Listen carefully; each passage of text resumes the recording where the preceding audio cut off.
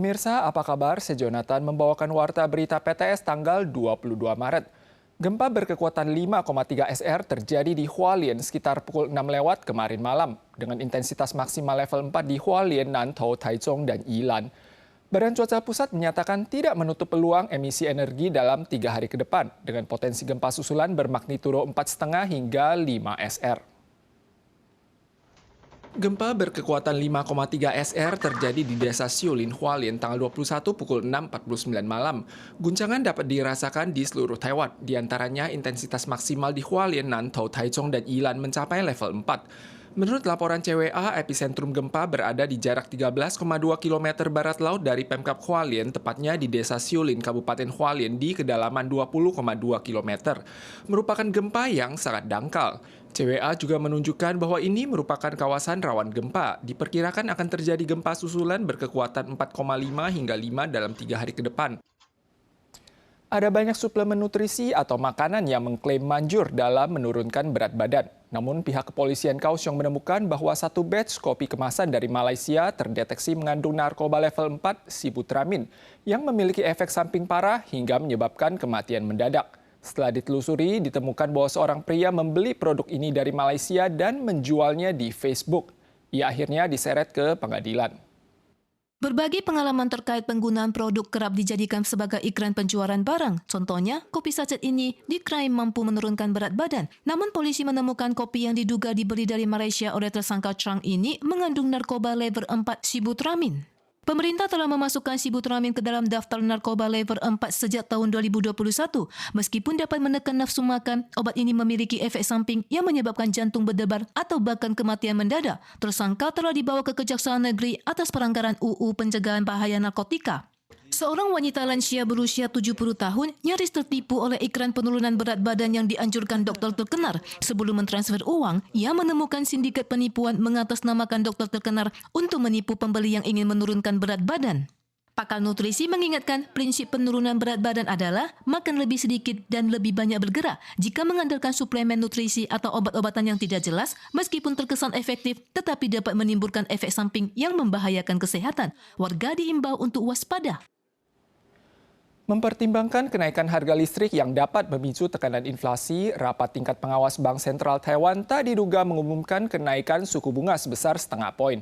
Ini merupakan kenaikan suku bunga pertama sejak kuartal kedua tahun lalu. Bank Sentral Taiwan menyatakan kenaikan suku bunga ini terutama untuk mencegah ekspektasi inflasi yang memiliki efek deklaratif. Pihaknya juga akan terus memonitor harga listrik dan dampak transisi net zero terhadap perekonomian.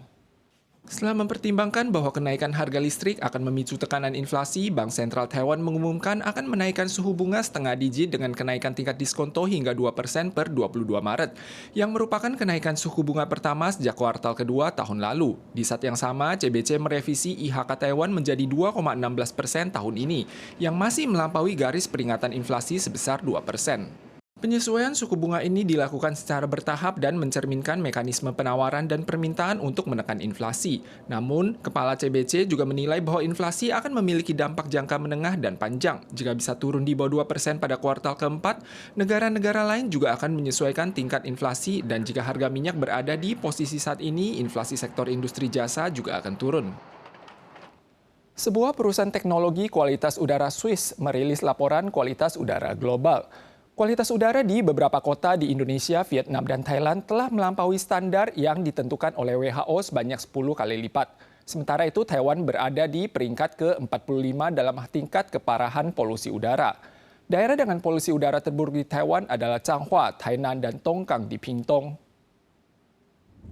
Perusahaan pelacak indeks kualitas udara Swiss IQR baru-baru ini merilis laporan kualitas udara dunia tahun 2023. Dalam laporan mencantumkan 3 kota dengan kualitas udara terburuk di Taiwan adalah Changhua, Tainan, dan Pingtung. Biro Perlindungan Lingkungan Kabupaten Changhua segera membantah bahwa data tersebut jauh berbeda dengan Stasiun Pengukuran Nasional Taiwan.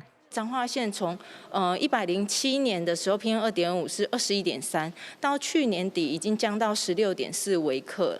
Dari laporan IQR, nilai PM2,5 Changhua untuk tahun 2023 mencapai 24,5 mikrogram per meter kubik, sementara Hainan 20,9 mikrogram per meter kubik. Namun data Biro Perlindungan Lingkungan kedua daerah tersebut masing-masing sebesar 16,4 mikrogram dan 18,2 mikrogram. Keakuratan data perusahaan swasta penjual alat pembersih udara yang 61% sumber data berasal dari sensor berbiaya rendah ini diragukan dapat mencerminkan situasi sebenarnya. 国外的网站，它其实是有架设非常多的微型感测器是在台湾的，就是有参考的价值。 CLPU mengkritik Kementerian Perlindungan Lingkungan hanya memiliki 5 stasiun pengukuran dan memasang banyak sensor kualitas udara mikro di kawasan industri Changping sebagai pelengkap. Pemerintah seharusnya mengacu pada laporan IQR untuk memperbaiki kualitas udara, bukan malah berdalih dengan mempertanyakan keakuratannya. CLPU menyebutkan Kabupaten Changhua memiliki PLTU Taichung di bagian utara dan proyek Signapca Cracker di bagian selatan, serta 9 insinerator di Changhua sendiri, sehingga menyerukan agar pemerintah untuk berinisiatif meningkatkan pengelolaan dan pengendalian sumber polusi. Situasi di Selat Taiwan terus menegang. Tiongkok kembali meluncurkan roketnya tanggal 21 sore kemarin yang melewati zona udara perairan utara Taiwan. Komandan Indo-Pasifik Amerika menyatakan bahwa Amerika Serikat telah memiliki rencana untuk mengevaluasi kemampuan unit pertahanan sipil Taiwan dalam menghadapi musuh dan memperingatkan bahwa Tiongkok akan bersiap-siap menyerang Taiwan sebelum 2027. Kementerian Pertahanan Nasional mengumumkan laporan terbaru terkait 32 jet militer dan 5 kapal induk Tiongkok yang mengusik Taiwan. Pada tanggal 21, Fanspage Taiwan Adich mencatat kapal perusak militer Nanjing berlayar di wilayah Laut Timur Tiongkok dan bersitegang dengan kapal perang Taiwan. Pada tanggal yang sama, Tiongkok juga meluncurkan roket yang melintasi wilayah udara perairan utara Taiwan. 这边火箭的飞行路径经过我们台湾北部防空识别区。 朝西太平洋方向，高度位于大气层外，对于台湾地区没有危害。 Menghadapi tekanan Tiongkok, militer AS dikabarkan akan membangun pangkalan di Kinmen untuk melatih pasukan Taiwan.